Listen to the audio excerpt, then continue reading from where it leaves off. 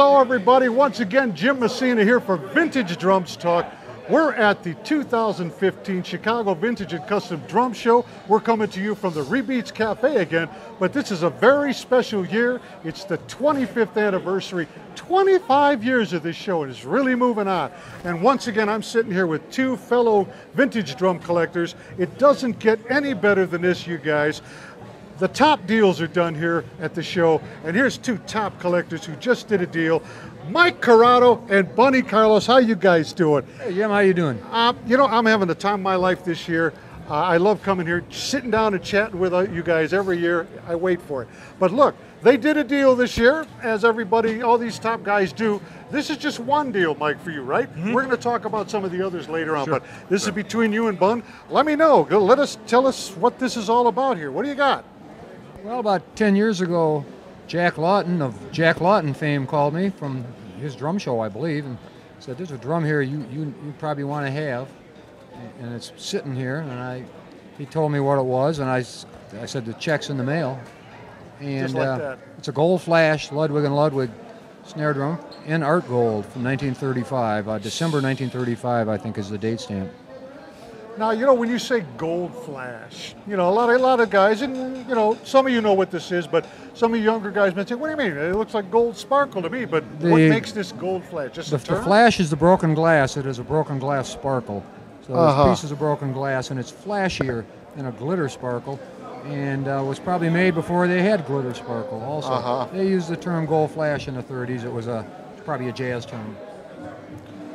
Okay, so now, Mike, this is now your drum. Is that what happened? You guys struck up a deal, and I saw it. He had an online tour of your barn, and I saw this drum. And I said, "Okay, I emailed you, and I said, you know, you want to sell it?" And he said, "Maybe." So notice it was maybe and not sure right away. No, it was fair. Okay, okay. And I said, if we do the deal, bring it to the show. He brought it. To add to what you said, I found out that in 1932, this finish is called classic gold.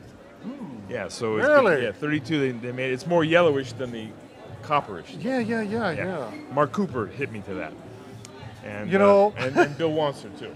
Mark Cooper is turning out to kind of be the sort of the new Carl Wake, if you ask me. He's loaded with facts, and he's got a memory that just correcting me all the time. But anyways, I appreciate that about Mark. Yeah. This goes in the Bunny Carlos wing at the Yes, okay. There's the Mark Cooper, the Steve Maxwell column. I mean, how many of these spots have we done now where it's been, you know, Bun is cleaning out his stuff somewhat. I got a bunch of drums at home that used to be Mike's. Well, you just don't see them here. That's all. I saw that the latest YouTube thing. I couldn't believe it. And there you are. And the first thing out of your mouth is, I got this the first 5 colors they ever made, and on to the next thing. I'm like, wait a minute, stop with the first one. I want to see the first. You just zoomed down there, but it was incredible. Packard was the cameraman. Kevin was a cameraman, and he had a little cattle prod. He was like poking me the whole time there. You were being we don't hurry here at Vintage Drum Talk. We'll sit here. We're vintage drum nerds. We'll talk about every nut and bolt on this thing. That's how crazy we are. Yep. Speaking of, let's talk about these lugs here. Are these tapped, you know, drilled right into? Yep. Okay, explain that, Mike, will you? Well, from what I know, it's the anniversary year. It was tapped into the Imperial lug. Right into the lug. But didn't last long because it would strip. So, but I'll impart to you a little knowledge I found out. If they're stripped, there's a thing called a helicoil. A 12-24 helicoil that'll fix it. Thanks for telling me that. Yeah. You know, I went looking I remembered, we talked about this once before, and I went looking for one, and it was for the Wilson drum that I told you. And it's an odd size. Helicoil didn't make it, but that whole idea is a great fix for this problem. Like a motor thing. Yeah, because prior to that, it was stripped, and you know, these are very rare. And then I just noticed the badge is there's the badge. Yeah, the earlier badge, but right at that transition, right? Now, Bun, as far as restoration or anything on this drum, anything been done to it? I changed the top head on it. That's it. So no messing around with this. And no, I didn't want to alter anything. If this was renewed or replated, then you'd have to start replating the lugs and the tension rods and the strainer and the butt plate. So this is not gold. It's classic gold. Classic Yeah, gold. not gold plated. Classic gold. Okay. It's That's the, it's it. the Okay, newer you said that version. before. Yeah, the newer version of art gold. Okay. The deluxe. Love- they call it. Yeah. A bit golder than art gold. Yeah, exactly. Yeah. Okay, and how's our seam here? What? Seems to be. I get it. Yeah. Seemed fine. You know. Fair to Okay. middling, passable Yeah, but not I mean, superb. This is a fine example of the kind of things that happen here at the Vintage Drum Show in It'll clean up Chicago. good. It'll definitely clean up good. Yeah. Without Mike? any major doing, just clean. Yeah, this is just gorgeous. I know you've got a couple other things going on, but Bon, I must say, over the years, when the little glimpses I've got of your barn there, I see these drums sitting there, and it's kind of fun to see them show up. As you're selling them off. The abalone one was that one year we did that, and just where these drums are popping up from now. There's one thing I did see. Go ahead. Jim, I've got 2 abalone sets with snare drums, bass drums. One has a tom-tom, one has a trap tray. There's 2 kinds of abalone. I mean, I'm one of these guys, like Mike. We are driven collectors. We find the variations, we find the specialties, we find the little bits. Different model. So you see a lot of my stuff. It's because I ended up with a lot of stuff. In that YouTube thing, as you're running down the line, and Mark Cooper and I were talking, we both watched it, and did you watch one just glance up to there we have a red pearl something set, and was that the correct term, red pearl? We both said, I never heard of that, but... The 49 WF catalog lists red in their pearl selections. No one's ever seemed to have seen one. Some people opine that the chief called Bud Slarland and said, "Got some wrap? Some guy wants a red kit," and they maybe just threw it in a cab across town. It's an original wrap. It goes into the shell. You can see the wrap coming outside the shell, into the shell. And there's a 3-piece, 24 13/16, which makes me think maybe it's earlier 50s. And the snare drum's got Mike's address on it. I just haven't stamped it yet. But it's rare. I've never seen another drum. It came out of Birmingham, a 3-piece out of Birmingham, Alabama. Jeez. How interesting. Well, Rosemarine pearl is what we call it because it sounds cool. yeah, red pearl. Mark and I were like, I never heard that. Is that in the catalog? It said red pearl? It just says red pearl. It doesn't show anything. Yeah, it's Yeah. just in the colors. Cool. So if you guys know anything, we want to know about red pearl. I mean, I think that's cool. I'm going to look that up myself. It might just say red. They might have, and of course, they might have the meant pearl sparkle. Could be, Yeah, could it just be. said red for colors and stuff. So. Yeah. Now, Bun, I was just at your booth a little while ago, and I saw 2 pretty cool-looking sets. They're gone. They're going overseas, aren't they? What were they? The guys from Canopus called me.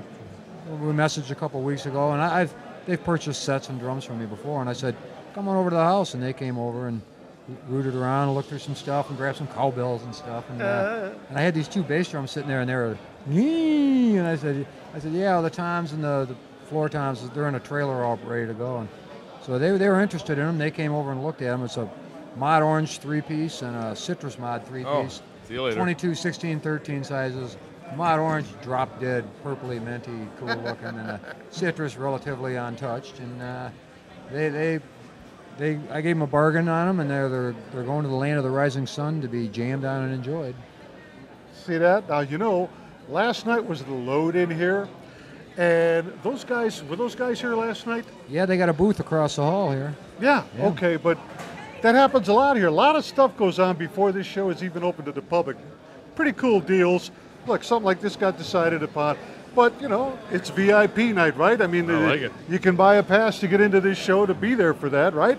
These deals are usually collector deals and high-end collector deals with an elite few, even though I hesitate to call us guys elite. But, I do. But the bargain, the normal, all the good stuff pretty much usually stays here until the doors open to the general public. We talked a couple of weeks before. Yeah, we did this deal before the show. Yeah, and you just kind of we met here to... consummated the deal at the show. Yeah. But people watching this should realize, the cool stuff is there when the doors open. We're not cherry picking anything because we know what we're looking for. Yeah. Now, since you guys were here for setup, I know I just got here this morning with the crew, and I haven't even been around the whole show yet. Are you seeing as much vintage, because that's what we're into, as much vintage stuff as, say, in 5 years ago? I think so. I'm just seeing more other things going on. All the spaces are full. So the new people coming in are selling drum products or products to be used with drums or other brands of drums. So I think it's the same amount of vintage dealers year after year so far. but there's more new stuff coming in, and now they're kind of running out of room, I hear.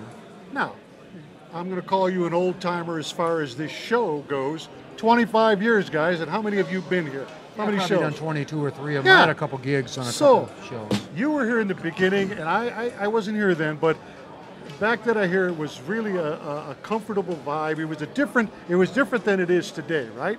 Well, today is not the flea market that the show was 25 years ago. Yeah. True. Pre-eBay. But at the same time, the show is better dialed in and better connected here, and better suited to all drummers, not just vintage collectors.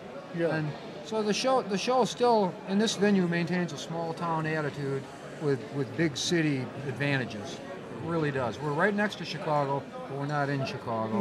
We have a small town expenses. Regular people love to show up. There's parking is free, access is easy.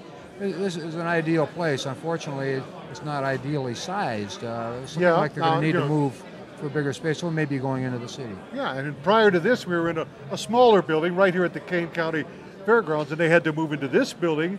And some of you may not know, but the show is growing, and it is yet going to move another time. Where is it going? It's going south of O'Hare. I heard about 10 miles. I haven't been to the venue, but I've heard good things about the venue. I had initial concerns about parking and expenses and City of Chicago taxes. I was going to say, what would that do to the vintage guys here that remember that flea market vibe? I mean, do you think the show is changing? As any show will grow and get bigger, but as far as us vintage guys, are we a dying breed, do you think? As an exhibitor, if the prices, say, double or something, and all expenses, if everything doubles, the guys are going to go by the wayside. That's what happens. Some people call it progress. Some people aren't too happy about it. But there's a fellow we talked about earlier on this stage that's not going to make it next year just because he thinks the expenses are going to be out of sight for him. So it depends how much business we're doing. Yeah. Mike, what do you think about the whole thing? For me, I understand. Yeah. But I'm the guy that wants to buy snares, so wherever they have it, I'm going to go. Yeah, you've got Bun, fabulous collector, been here for years, but you're a dealer here. You sell. You're here to see how sales go, make some deals. You're, floating around. You're kind of based out of Steve Maxwell's booth. Mike never really buys a booth. He's here to buy drums. So to you, it doesn't make any difference, right? Steve Maxwell said that what's it called? Odom? The Odium? Odium? He says it's a great venue. Yeah. So does Randy Rainwater. I hear good things about the place. Yeah. But Cook County has higher taxes, higher exhibition taxes. Cook County has red traffic lights. Well, here's my opinion. I'll tell you. Every year we drive from the show into like downtown Chicago, and I got to tell you, it's pretty crazy, wacky traffic. That's my concern about the relocating of this. Airport accessibility, that's a plus to some guys, but I just wonder if, I'm just an older guy not wanting to change. But the show will go on, as they say, and this is a fantastic show. As long as you guys are here, I'll be there. It's going to be a great show. So, Jim, you are that old stubborn Luddite, but we love you anyway. So man, don't worry, man. We'll get by in the new place. Always a good word from Bun. We'll dig the new place. I got to say one thing though. Go ahead, Mike. What you do here is a great ambassador for the hobby. Well, thanks. I appreciate that. And it started with you and those books of Rob Cook's and those videos and Bunny's little blurbs in it. So thank you, gentlemen. And it's always such a pleasure to sit here with you. You know that. Anytime. But somebody's got to get us together. And when I talk about our guys, I mean our group here that comes to this show religiously, and somebody has to represent them. And we're doing it right here at VintageDrumsTalk.com. And we're having a blast doing it. As long as there's Vintage Drums Talk and Vintage Drums, we're going to be alive and kicking. So from Bunny Carlos, Mike Curotto, Jim Messina at the 25th Chicago Vintage and Custom Drum Show. Take care, everybody. See you later.